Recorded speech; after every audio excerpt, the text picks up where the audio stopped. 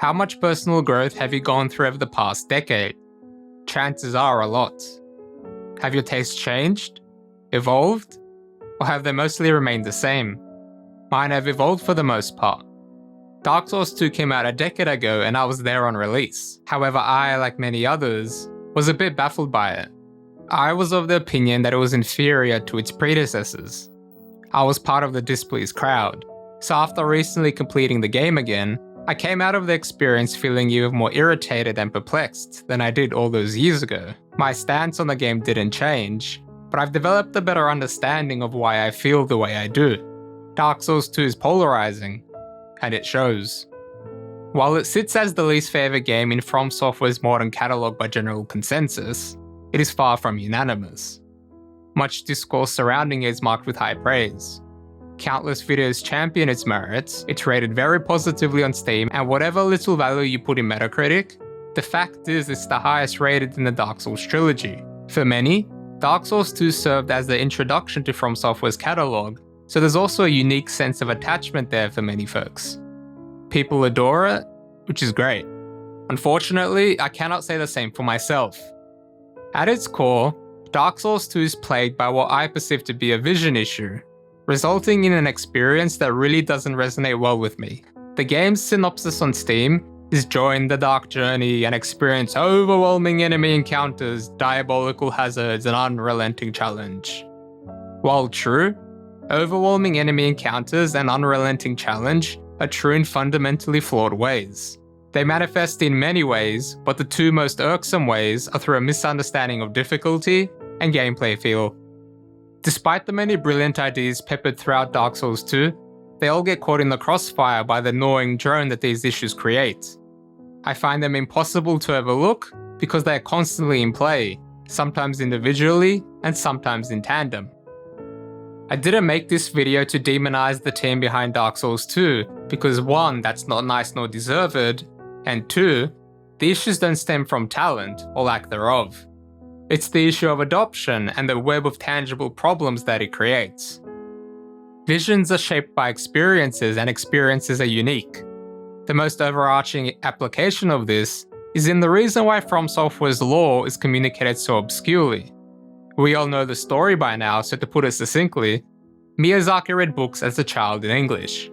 Since his English wasn't proficient enough to understand everything, he used his imagination to fill in the gaps. His younger self found this compelling, so he applied this approach to his ambitious creations many years later. His vision can be communicated, but only he experienced its nascence. The destination of the grand aspiration can be told with exact precision, but the journey to get there is essentially impossible to communicate in full. A chef creates a recipe with a set of ingredients alongside measurements with an easy-to-follow procedure. Generally, all that is required by the consumer is capability to cook and ability to follow instructions. Miyazaki & Co.'s creations are not beef bourguignon. They are large, diverse, complex, and multi-layered projects brewed over many years. The execution of someone else's vision is only as good as one's understanding of it, yet that understanding is often far removed from the technical skill and general ability. This is what I think is the catalyst for Dark Souls 2's baffling design decisions. It's obvious the Dark Souls 2 team grasped the essence of Miyazaki's vision from Demon Souls and Dark Souls. The game is still very similar in many ways. However, how the essence is manipulated varies from person to person, so it will always be different from the source. Collaboration can bridge this gap, but at some point the scale of the project gets so large, there's not enough time, money, resources, or some combination of the three to build these concrete connections that perfectly mimic what the creator had in mind. This didn't stop the Dark Souls 2 team from hitting many nails on the head and turning Miyazaki's blueprint into their own successful experimental entity. So before delving into my problems, I like to briefly revel in my favorite aspects of the game. The Looking Glass Knight is badass with how its shield spawning mechanic ingeniously embraces the mirror character trope. Executioner's Chariot's concept is highly imaginative, and I will tout till the end of time how the Demon of Song has one of the most visually captivating designs in the whole From Software catalogue. Dragonair is a majestic location, and I'm greatly intrigued by Shalva's Sanctum cities and Broom Tower's heavy focus on contraptions and dynamic architecture. Presentations of kingdoms often focus on the magnificent posturing and regal nobility that govern it, along with their inevitable downfall, but Dark Souls 2's DLCs bring attention to the often overlooked aspect of grand design, that being the moving parts and mechanisms that make a kingdom physically work. Pulling the lever to expand the size of the Dragon Rider arena in Heidi's Flame is a great way to reward you for perceptive exploring. Altering enemy behavior in No Man's Wharf by lighting the beacon is also a nice idea, albeit marred by making it cost a finite item to activate. The Pursuer lives up to his name, and it's satisfying being able to use the environment against him, something which the game tries to teach you earlier. The early levels do a great job of hammering home that you might be rewarded for exploring and being perceptive. Later in the DLC, the Snowball Bridge is a memorable one-off interaction, and cutting the tails off bosses is a thing. Other standouts include power stancing, magic potency, atmosphere, ambience, and the very brief but very effective dungeon sequence in the Forest of Giants, which to me is honestly one of the biggest missed opportunities in games. However, even amongst a pool of greatness, the potent stench is always there, following me around in each of my back pockets.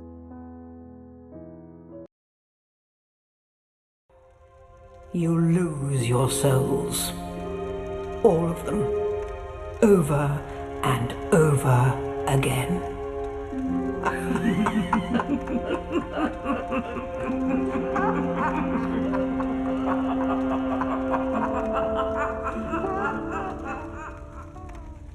If this isn't the most damning example of vision misinterpretation, then I don't know what is. The whole Dark Souls trilogy and the rest of the catalogue that follows the same formula have overwhelming enemy encounters. My problem lies in its application in Dark Souls 2 Scholars of the First Sin edition. I specifically refer to this edition because it changed some enemies and their placement from the base version. For this first section, I'm solely talking about this version because that is the definitive edition, and the edition most people will buy on current hardware. Rather than creating difficulty through dynamic encounters and moveset depth, there's a fixation on having you be swarmed by too many enemies too often. Gank squads are superficial, one-on-ones are intimate. This isn't a strict rule to stick to, but it generally creates the most memorable encounters. Naturally, there are exceptions, with Ornstein and Smo being the obvious one. One of my favourite sequences in Dark Souls 1 that I feel is awfully underappreciated occurs very early in the game. There is then an encounter with a Black Knight in the Undead Parish, and I am certain many people have haunting recollections of the first time they fought it. By that point on the main path, it's likely the hardest enemy you've come across. An incentive to fight him is created by giving him loot to guard, and opportunities to run and loot are minimized by constraining the space to a tight corridor. Additionally, 3 enemies with long melee weapons exist in the adjacent open space to disincentivize aggroing the Black Knight to it. There's also an archer who has sight on you. The design of the difficulty here is not artificial. You can see the methodical approach that's been applied. If I was a fly on the wall in the conference room, I like to imagine the conversation went something like this. The player has fought many minions, so let's change it up. How should we change it up? Well, let's give them a new challenge in the form of a new enemy. But how do we incentivize them to try and kill this new enemy instead of just attempting thrice and coming back later? Let's have him guard some loot, but they can just sprint around him and loot the corpse. They won't care if they die. They're not far from a bonfire neither. Okay, well let's place him in a narrow corridor so they can't easily get past him, but they'll just bring him up to the open space here and run around him. Put a few undead soldiers there. Give them spears so they have some range and can cover the whole area. There's slow enemies who tend to strafe side to side, so it won't be overwhelming. Also throw in an archer for some extra spice. Situational awareness is important in our games. Okay, so what if the player kills them all? The space will be empty, so I raise my previous question. The knight is fast, hits hard, and has a lot of range. They'll still need to dodge his attacks in the open space to get past him. If the player can overcome all of this, then they've overcome the challenges of this area. They have earned the loot. It's such a memorable sequence to me because it demonstrates how fighting a group of enemies isn't inherently bad. There's nothing wrong with fighting a small group of minions who aren't hyper-aggressive. They're low health and don't hit too hard. They provide early game variety without introducing a new type of mob, and can teach positioning. Harder enemies can be designed with movesets and movement that fit in group encounters. Levels can be designed with traps in mind so perceptive players annihilate the group altogether. Boss battles can come with a gimmick without exposing the combat's limitations. Demon Souls' group bosses are great at this for the most part. Problems with this type of encounter design can arise in a variety of ways. Examples include situations where groups contain too many minions, when minions are grouped with hard-hitting enemies, when groups are made up of too many hard-hitting enemies, or when groups hit hard and have weapons with range, all while being overly aggressive with no downtime in attacks or movement. To demonstrate the gravity of the issue, I went through Demon Souls, the Dark Souls trilogy and Bloodborne to count how many group encounters there were in relation to the total amount of combat encounters. Due to my aforementioned belief that all of these games were fundamentally designed with single engagement in mind, I define group encounters as encounters that occur when 2 or more enemies get aggroed within the scope of normal gameplay. Normal gameplay in this context entails playing as a melee-only character, approaching encounters from angles a standard player would, and killing all enemies in the group in the rough space that I'm in when they initially get aggroed. I omitted Sekiro encounters because while it is an iteration on the formula, I felt the formula was different enough to where they cannot be compared in this context. I also omitted Elden Ring. The open world structure and various attributes associated with such design means you can engage with enemies from every direction, so it's difficult to get a consistent experience from player to player. Don't take this as an empirical study with replication and peer reviewing. There is a degree of subjectivity, thus they are simply rough estimates with a margin for error. I've tried to be as consistent as possible in applying my criteria. Before we jump into the figures, there are 3 things I would like to make clear. Firstly, is to show how much more commonplace group encounters are in Dark Souls 2 relative to other entries. Secondly, group encounters are not remotely unique to Dark Souls 2. Finally, these figures lack context, but more on that later. The first column is the weighted average density of total encounters, meaning it includes one-on-one encounters. The second column is the weighted average density of solely group encounters. The third column is the amount of group encounters. The fourth column is the amount of total encounters, and the fifth column is the percentage of total encounters that are group encounters. There are a lot of conclusions we can draw from this data. Demon Souls, Dark Souls 2, and Bloodborne share pretty similar weighted average figures. This could suggest that all 3 games share the same issue, but that couldn't be further from the truth. More on that later. Dark Souls 2 is first in both weighted average figures at 1.82 for total encounters and 2.90 for group encounters. A lot of the game feels like you're fighting multiple enemies at once, which is supported by the 43.2% figure. Dark Souls 1 and 3 have a similar weighted average of total encounters and percentage totals. They are so incredibly close that I wonder whether or not it's a coincidence. Dark Souls 3 has the second fastest gameplay of the lot, so it's not surprising that the weighted average of group encounters is much higher than Dark Souls 1. Dark Souls 3 has a ton of encounters, consequently sharply lowering the total density. Bloodborne has the second highest weighted average of group encounters, which it immediately accommodates by allowing you to choose from 3 weapons, 2 of which have AoE attacks, namely the Threaded Cane and Hunter Axe. It isn't long until a Saw Cleaver wielder can get their hands on a Saw Spear as well, which has a horizontal long-range sweeping attack the Saw Cleaver lacks. Given the difficulty a lot of people and I associate with Bloodborne even outside of boss battles, it's a compliment to the complex and diverse enemy movesets and congruous design. As a reminder, these figures lack context, therefore they do not paint the whole picture. As mentioned earlier, while Demon Souls and Bloodborne's figures stack up with Dark Souls 2's, the issue barely exists in those games. Demon Souls is much more limited in scope, particularly as it pertains to enemy variety. For example, the majority of Boletaria is made up of Draglings, Boletaria soldiers, Imperial spies, and knights. Boletaria often throws multiple of the first 3 enemies at you, but there is only one instance where it throws multiple knights at you, this being at the castle steps before fighting the Penetrator. The game throws 3 of them at you, however Ostrava will assist you if you've progressed this questline. Ultimately, group encounters usually consist of solely Tier 1 or Tier 2 enemies, with more conservative movesets and movements that don't turn the gameplay into a backstepping and sprinting simulator. This is what Dark Souls 2 incessantly forces you to do, enemy after enemy, again and again. 2 giant knights are tedious to tackle, 4 Alon Knights is downright silly. 18 million spiders is an arachnophobia-riddled waste of time. Just let me enter the boss room. And again, this issue isn't unique to Dark Souls 2. Dark Souls 1 has a hollow-filled corridor, unpredictable ghostly gank squads, and a massive group of enemies to deal with before the chained enemy in Ulasil Township. Bloodborne has 2 shark giants, but they're mostly a one-off optional challenge for a unique weapon. Despite the faster gameplay, Dark Souls 3 has the duo Ring Knights. Dark Souls 2 just abuses it far more often while being woven in a specific type of gameplay feel that heightens the negative impact of this design philosophy. Furthermore, all of these games have the issue where enemies can attack through each other. This can lead to getting chain staggered and can reach such an extreme that a hidden enemy in the backline will hit you. This issue is illuminated far more in Dark Souls 2 due to the higher average mob densities. It's such a nuisance since this bloat carries over to bosses as well, meaning enemy attack clipping is carried along with it.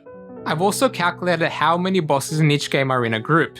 For the sake of mathematical brevity, group bosses include battles that stagger the bosses, for example the Bell Gargoyles, battles where they're individually fought, such as the Folding Screen Monkeys, and battles with minions regardless of how negligible they are, prime example being the Taurus Demon and its archers. For extra perspective, I've included Sekiro and Elden Ring. Including Elden Ring made sense in this dataset since the open world isn't a relevant factor. Dark Souls 2 has 41 bosses and 16 of those are not simple 1v1 encounters. 39% is very high, especially when you consider Bloodborne, which sits at 32%, and even further behind at 24% if you include the unique Chalice dungeon bosses. Dark Souls 1 and 3 sit at a suspiciously similar 23 and 24% as well, leading me to believe that this is a conscious design decision, and slightly swaying me on my earlier suspicion how weighted average group encounters and mob percentages are also conscious design decisions. I couldn't find any developer confirmation of this, and if you look for patterns you'll run into plenty of coincidences, so these figures may be simply that and nothing more. Sekiro sits at 14%, but you could easily drop it down to 7% by removing the Folding Screen Monkeys, since they're passive and you essentially fight them one at a time. This leaves the duo Apes in the Cave, which for those who have experienced it, would recall running in circles, an unideal activity for a katana specialist. One example of a boss that really bothers me are the Bell Gargoyles that span the first 2 Dark Souls games. Despite the spike in stress and urgency, the Dark Souls 1 version plummets in quality and enjoyment when the second gargoyle appears. They share movesets composed of long range and sweeping AoE attacks that clip through the other, all while taking place on our narrow rooftop. It's definitely a rush, but it's quite sloppy and spammy, so the absolute last thing this fight needed was 4 gargoyles. But what truly gets my goat is how everything covered so far is exacerbated by this next flaw. Adaptability is canonically the first actual sin. However, it had no actual scholars, because anyone with any sense would have thrown the idea out of the airlock immediately. Adaptability, and to a much lesser extent attunement, govern the agility stat. The agility stat affects many actions, the main one being the amount of invincibility frames, or iframes you have when rolling, and generally, the higher it is, the more it benefits you. Unlike Chapter 1, this chapter applies to both the base version and scholars of the first Sin version of the game. At its core, the reason why iframes work is because they are not a guessing game. The duration of invincibility is effectively constant.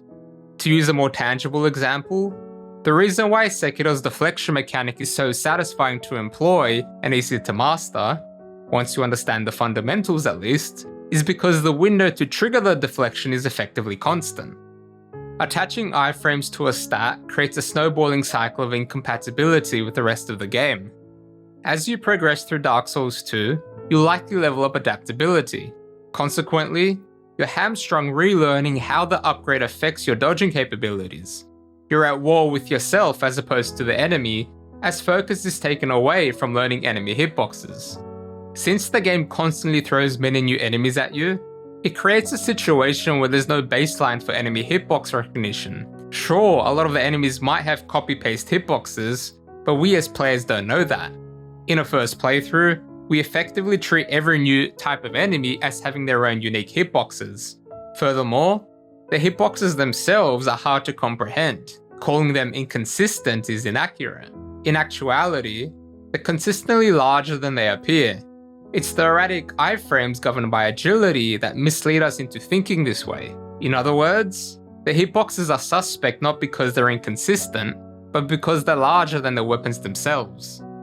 We have to be cognizant of these two variables at all times during close quarter encounters, but this is where we hit a quandary.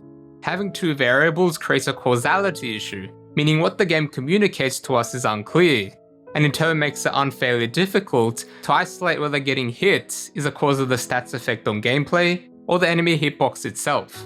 This is of course magnified in a risk versus reward style of game, where every combat decision you make is incredibly important due to the tangible consequences that stem from making the wrong one.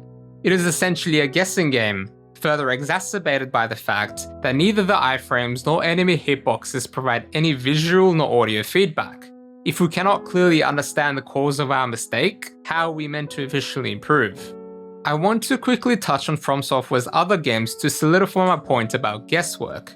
Ignoring the Darkwood Grain Ring iframe buff, Dark Souls 1 has 3 sets of iframes for 3 different dodges tied to 3 tiers of equipment load. The reason this works is because all 3 have unique, discernible animations. There is clear visual feedback provided to us, meaning it eliminates any semblance of guesswork. You're left with one variable, the enemy hitboxes. Demon's Souls works similarly, but with 2 tiers instead of 3. Dark Souls 3 changes things and just gets away with the problem it creates, simply because both the fast and mid rolls have the same 13 iframes and have essentially the same animation, the only difference being the actual distance of the roll, thus giving you more breathing room in combat. Due to the difference in distance travelled, I do wish they had different animations like Dark Souls 1, but I do understand it's not as critical due to the unchanged iframes. Elden Ring closes the gap on fast and medium rolls even further by reducing the rolling distance between the two to the point where the difference is pretty much negligible. In this aspect, Bloodborne and Sekiro work differently, so they're not relevant. However, Bloodborne's iframe manipulation almost never changes, and in my opinion it benefits it. Activating the old hunter mode increases the amount of iframes you have, but it keeps the length of the buff constant and provides clear visual and audio feedback in the process. Returning to Dark Souls 2, adaptability and agility were not designed with other aspects of the game in mind, which is why they didn't exist in the 2 games that preceded it. That might be a reductive leap in logic, but I truly believe it. Advising someone to just level adaptability is an admittance of a flawed mechanic. You can finish the game without leveling it, but that doesn't mean it isn't a problem.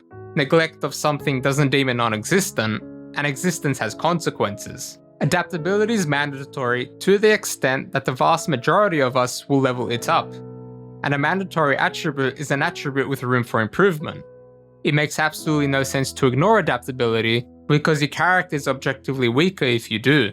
A problem was created when it didn't exist in the first place. Dark Souls 2 took the useless resistance attribute in Dark Souls 1 and added it to adaptability. A mandatory attribute is worse than a useless one because the more that is mandatory, the less choice we have. The HP stat faces the battle in a vast majority of games because it is effectively mandatory most of the time. Bloodborne partially fixed this with the rally mechanic, but even there, the enemies would eventually one-hit KO you. Late game Elden Ring, as near as makes no difference, forces heavy investment in HP due to the massive spike in enemy damage dealt, and I just don't think that's the best way to go about it. Lack of synergy can be seen in other areas such as healing items. Agility affects the speed at which you consume both Estus flasks and life gems. If kept consistent, you can learn the minimum separation needed to safely consume a healing item without getting hit, because you've learned how long the action takes to be performed in full. You're more susceptible to chain staggering, as the lower your iframes are, the easier it is to get hit by subsequent attacks when enemies aren't attacking in unison. Adaptability and agility create the oddities in gameplay feel. It's incongruent and ever-changing. It doesn't feel nice to play, nor does it look good. As a whole, encounters suffer because the experimentation is tangential and ununified. Dark Souls 2 is a game born from vision adaptation at best, and vision misuse at worst. Not to suggest that the intent was malicious, obviously it's not, far from it. Simply doing a good job is important, and there's lots of value in being proud of your own work. Doing Good by Miyazaki and co. probably received much consideration as well.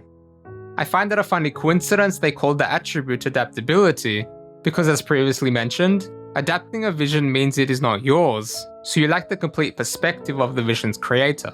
Thus, unintentionally or otherwise, you lack an absolute understanding of their intentions. At worst, you butcher the fundamentals, and at best, you miss out on their tangibles, but it's an incredibly difficult position to be in. The misunderstanding of difficulty and experimentation with adaptability are to me fundamental misjudgments of the ideas established in Demon Souls and the original Dark Souls. Inappropriately accommodating these adjustments riddled my journey with nagging issues that heavily neutered my enjoyment. To reiterate, I did recently complete the game again, simply to see whether my feelings changed for the better a decade later, but they didn't. Dark Souls 2 is such a quirky creation that I do appreciate, so it's such a shame the extensive experimentation that gave it its own personality and life is also what let it off a cliff. Thank you for watching.